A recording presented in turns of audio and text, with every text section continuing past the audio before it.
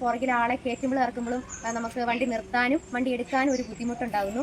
അതെങ്ങനെയാണെന്ന് ഒരാൾ നമ്മുടെ പുറകെ കയറാൻ വരുന്നതിന് മുമ്പേ നമ്മൾ ആദ്യമേ ഈ സ്റ്റാൻഡൊക്കെ മാറ്റിയിട്ട് കാല് നിലത്ത് ഉറപ്പിച്ച് നിർത്തണം. ഉറപ്പിച്ച് നന്നായിട്ട് നിർത്തുക.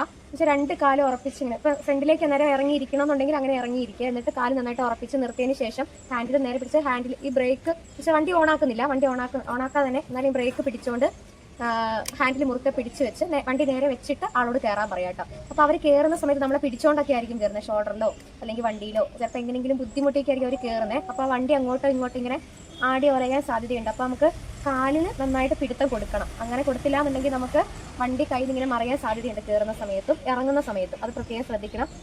നമ്മൾ നിർത്തുന്ന സമയത്താണെങ്കിലും വണ്ടി നന്നായിട്ട് നിർത്തിയതിന് ശേഷം മാത്രമേ ഇറങ്ങാൻ പറയാവുള്ളൂ. അപ്പോൾ അതുവരെ കാല് നന്നായിട്ട് സ്ട്രോങ് ആയിട്ട് എടുത്ത് വെക്കുക, വണ്ടി ഹാൻഡിൽ നേരെ പിടിക്കുക. എന്നിട്ട് നമ്മൾ നന്നായിട്ട് ഇരുന്നു എന്ന് ഉറപ്പ് വരുത്തിയതിന് ശേഷം അവരോട് ശേഷം അവർ കംഫർട്ടബിൾ ആണോ, ഓക്കെ ആണോ, നന്നായിട്ടാണോ ഇരിക്കുന്നത് എന്ന് ഉറപ്പ് വരുത്തിയതിന് ശേഷം മാത്രം നമ്മൾ വണ്ടി സ്റ്റാർട്ട് ചെയ്യുക.